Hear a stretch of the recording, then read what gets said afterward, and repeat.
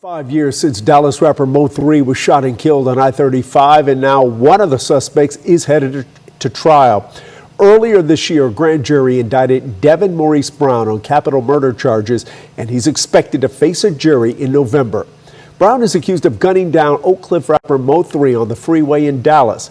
Prosecutors claim a rival rapper named Yella Beezy, or Marquise Conway, was behind that plot. If convicted, Brown could face life in prison or the death penalty. Hey, what's going on, y'all? This is True. Forgive me in advance because, man, I got a cold, sniffles, and all kind of SHIT going on. That's the change of the weather, so y'all bundle up. But yet and still, I got something exclusive for y'all today, and I'm going to get right into it. Now, there is a fourth guy that was indicted in the Mo3 case. His name is Jerry Lynn Johnson. What I just found out with this exclusive paperwork is that he's also known as Maserati, as one of his AKAs. And then another one, he's also known to some people as Pops. He's out of Dallas, Oak Cliff to be exact. And what this paperwork said proves a whole lot of SHIT, y'all, because we all know that Devin Maurice Brown was a well-known member of the GRC. Y'all about to find out exactly what that means in this paperwork. And when I say, well, I'm just let y'all listen. Yeah, we already knew that Devin Maurice Brown was a affiliate, as well as either he was a member or an affiliate, either or, as well as Keywan White. One of them had a chain. Now, what's interesting about this is that we got a throwback picture from Yella Beezy standing next to Devin Maurice Brown and the younger Maserati, right? So that just proves that ain't no denying about did Yella Beezy have affiliation with these guys. Now that doesn't mean, to be fair to old Yellow Belly, that doesn't mean that he, orchestrated this hit. It just puts him affiliated. That's just to be fair. Get my little journalism on before anything else, right? That's just to be fair. Now, they have to find, they talking about $40,000 that he took out the bank a couple of days after Mo3. Man, the man got more than a lot of $40,000. Like, you can't take your own money out the bank without something. I'm just saying that, to be fair, right? That's one of where did their money? Well, they also got a lot of wiretaps and a whole lot of shit. Now, what's interesting about this, the leader, the head, Maserati, Jerry Lynn Johnson, is that he's the leader, top dog of the GRC. Mo3 was allegedly killed by GRC members, and Yella Beezy is affiliated with the GRC members. And the last place Mo3 was leaving was Jocelyn Banks' house, who's the baby mama of one of the GRC members, Devin Maurice Brown. So when you put all of those together, it's only one or two things could have happened. Either Jocelyn baby daddy, Devin Brown, found out that Mo3 was over. She was messing with Mo3, and he had already heard the buzz in the hood, so he just took it upon himself to go see can he get some money while he dropped Mo3 locations. Now, that could have been through his boss man or GRC, or it could have been straight through Yella. Either way, the job got done, unfortunately. So we're going to read y'all this paperwork, and y'all look at them dates and look at the dates specifically, and then also look at soon as Devin Brown finishes his fed time, everybody going down. Y'all find that kind of interesting? And if you look at the dates when Jerry Lee Johnson got arrested, then you can correlate those dates with the release of Devin Maurice Brown. Right, it's been going on for a long time, and it's a whole lot of names in here. So we coming out of Oak Cliff.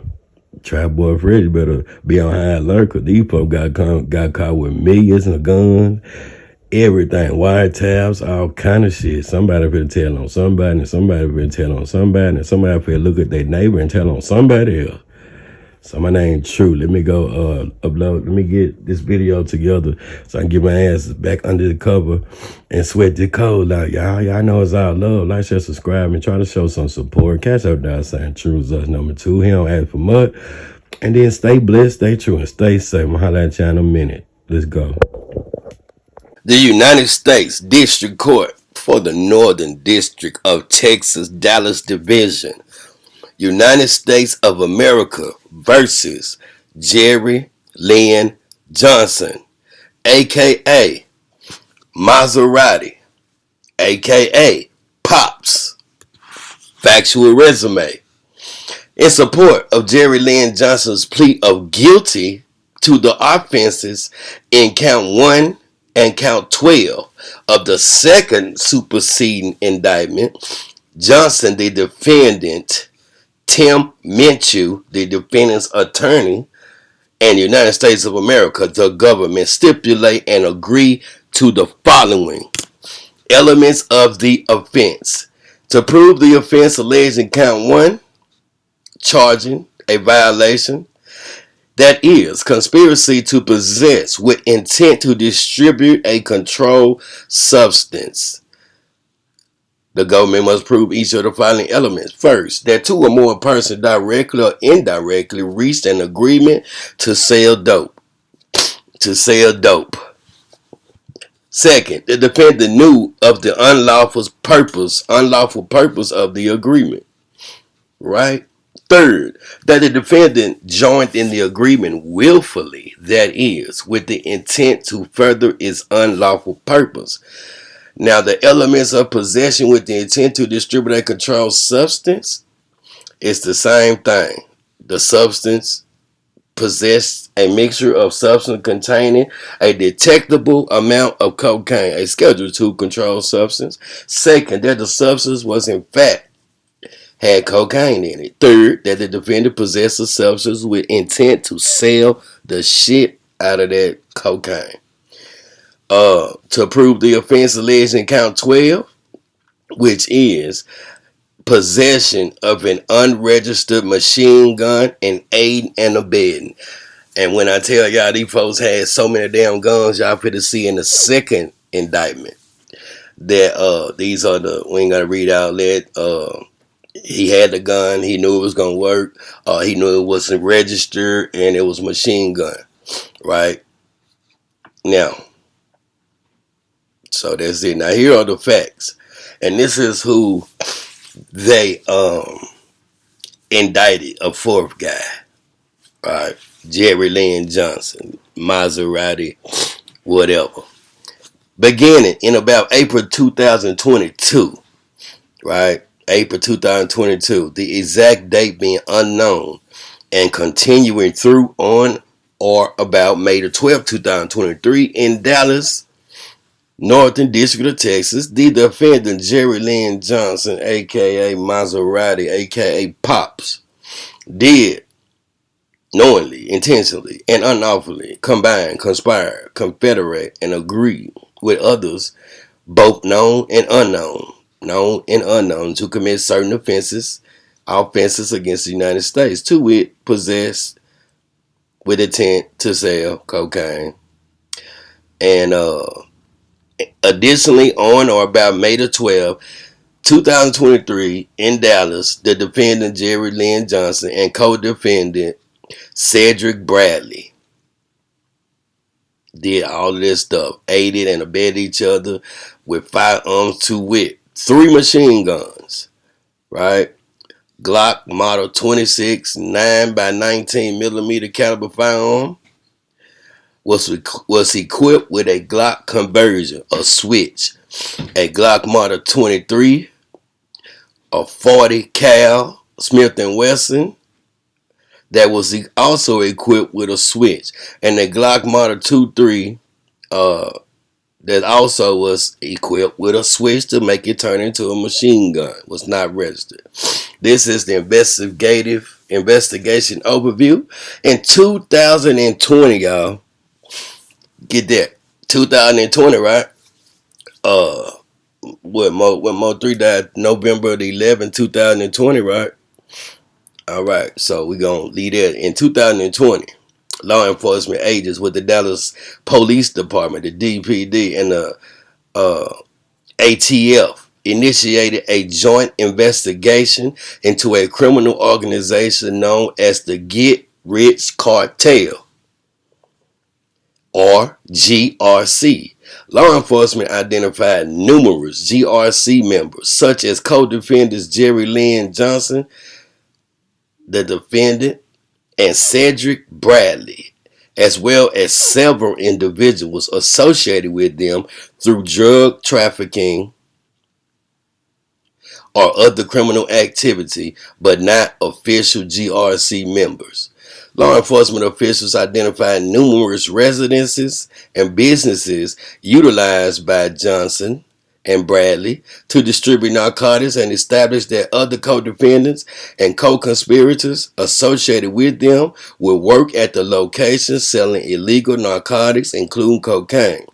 The defendant, Maserati, Pops, admits and agrees that the following facts learned by federal agents and local law enforcement through wire interceptions, recorded jail calls, surveillance, and other investigative techniques are true and correct. Relevant facts: drug sales at 2932 East Illinois, Dallas, Texas. In approximately April 2022, DPT detectives were working in an undercover capacity conducting a narcotics investigation at 2932 East Illinois Avenue, Dallas, Texas, also known as the Rich Tobacco Smoke Shop, Rich Tobacco, or Top Choice Tobacco Shop. This drug distribution location, disguised as a storefront, was operated by the defendant. Well, they crossed the defendant out, but now they just put it on the other guy, Bradley, right? After several purchases of marijuana and crack cocaine, DPD executed an evidentiary search warrant at the shop on May 11, 2022. The defendant, along with co-defendants Bradley Theodore Thomas and Jaquel Buford, was found inside the shop. DPD also seized United States currency, marijuana, distribution quantities of cocaine, suspected synthetic cannabinoid, also known as K2, a digital video recording system, and one firearm found in Thomas's backpack near distributable quantities of cocaine. The suspected K2 was sent to the DEA laboratory on April 3rd and determined that the substance also contained that F word, that fentanyl word. The digital video recording system was searched, and agents identified Bradley, Thomas, Buford, and others working shifts at the shop and engaging in hand-to-hand transactions with individuals inside the shop on numerous days. Bradley was seen with keys opening and closing the shop. I might well read this. The defendant agrees that the following are merely examples of activity by himself or other co-defendants and co-conspirators, supporting the factual basis for his plea to count 1 and count 12, and not the full scope of relevant activity known to law enforcement. Did I have another one up here? No. Let's continue. Further investigation found that the defendant and Bradley each had business banking accounts linked to the shop and leased the premises as far back as April 2016.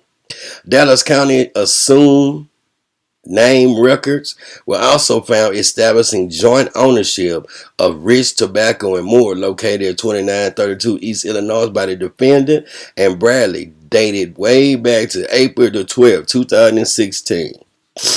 Drug activity continued throughout 2022 and into May 2023. For example, on May 11, 2023, a undercover purchased cocaine at the shop from co-defendant Wesley Washington. Washington confirmed to the UC they sold both powder and crack cocaine at the location, but were out of powder on that day. Drug sales at 3432 Sunnyvale Street, Dallas, Texas. We never heard of Sunnyvale before.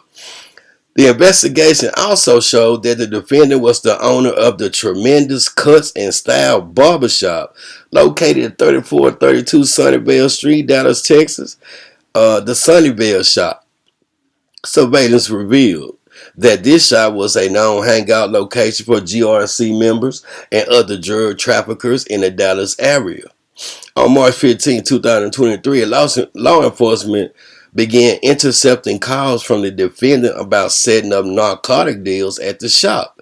This criminal activity was corroborated through reports from multiple local law enforcement agencies, surveillance, and undercover purchases. For example, on April 11 and April 18, 2023, an undercover purchased meth amphetamine pills inside the shop from co-defendant Fred Harris. On April 19, 2023, the undercover again met with Harris at the Sunnyvale shop. The defendant, Thomas, and others were observed at the shop bagging up marijuana for individual sale. On April 20, 2023, the undercover returned to the Sunnyvale shop and purchased methamphetamine from Harris. On this occasion, Harris took keys from his pocket and opened the front of a Pepsi vending machine. They got different. They thought they were back in the juke by day with Alpo and them boys. The undercover observed numerous bags containing unknown substances believed to be narcotics inside the vending machine. On April 27, 2023, the undercover went to the Sunnyvale shop where the defendant directed the undercover to the defendant. Harris again used his keys to open the Pepsi vending machine and retrieve a bag with meth. Intercepted wire calls confirmed that the defendant knew of and participated in drug sales at the shop. On May 12, 2023, ATF and other law enforcement agencies executed a search warrant at the Sunnyvale shop. The defendant was not present during the warrant.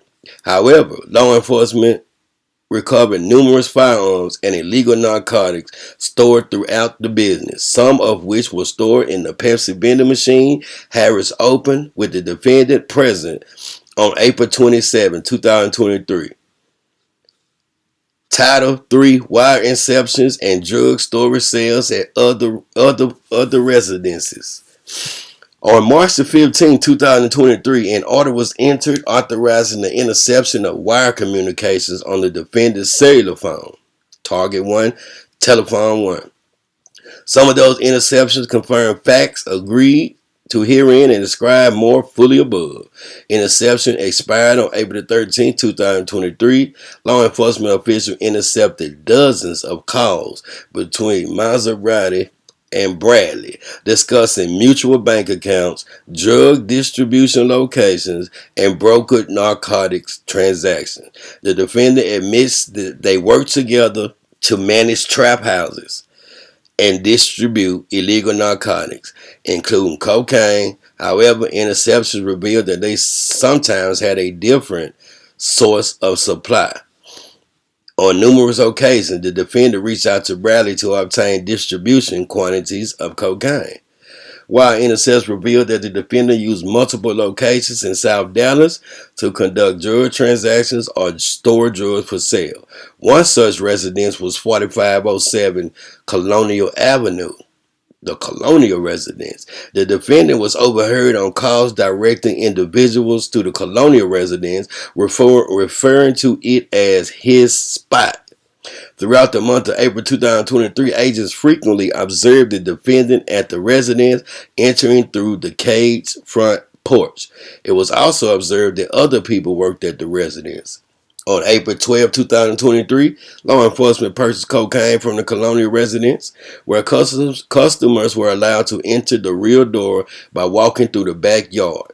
The defendant posted a video of himself in the backyard of the residence on or about April 13, 2023.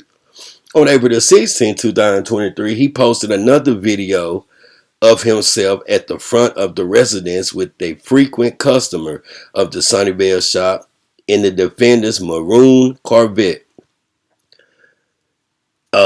Surveillance showed them entered the residence and after leaving, traveled to another distribution location at 2842 Harlandale Avenue, Dallas, Texas. On April 29, 2023, agents intercepted a car between the defendant and Bradley. The defendant informed Bradley that he was going to the South to pick up money and to cut up his stuff. The defendant admits that he was referring to cutting cocaine for sale. Agents knew the Colonial residence was in South Dallas, and a short time later observed the defendant parked in front of the residence along with another co-conspirator's vehicle. The defendant entered the residence. Prior to leaving the residence, the defendant called Bradley and discussed bringing little bottles from the residence to meet with Bradley later. The bottles were believed to be associated with the defendant and Bradley's jointly controlled residence located at 2616 Mojave Drive, Dallas, Texas. Wire intercepts revealed that the defendant and Bradley used the Mojave residence as a drug storage and manufacturing location. Numerous phone calls between the two discussed cocaine, specifically referring to it as soft. For example, on March 15, 2023, agents overheard the defendant asking Bradley to bring him his other 2 zips of soft. Bradley confirms he has a whole one on Mojave. On March 17, 2023, the defendant was intercepted speaking with Thomas. The defendant tells him that he's at the Mojave residence trying to get the stuff ready for customers. On March 24, 2023, agents observed the defendant and Bradley unload approximately 6 gallons of acetone and several cardboard boxes into the residence. The boy was getting that cut on. The defendant admits that acetone is a common chemical used in the manufacturing of synthetic cannabinoids, or K2. Agents intercepted and observed several customers that day received medium-sized white trash bags from the defendant that was stored in the residence. The defendant admits that those bags contain manufactured synthetic cannabinoids, and that he knows some of that product was distributed to customers outside of Dallas. Wire intercepts between the defendant and Bradley about cameras. On May 11, 2023, authorization was granted to reinitiate the interceptions of Target Telephone 1 and Target Telephone 5 used by Bradley. Agents immediately began intercepting calls between the defendant and Bradley related to their discovery of pole cameras placed at several jointly managed drug distribution.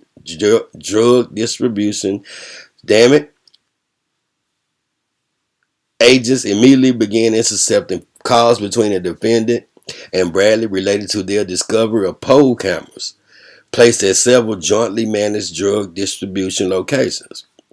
Bradley informed Maserati that he spotted a law enforcement camera outside the Harlandale residence the day prior and confirmed he'd drive around the other traps to see if there were more.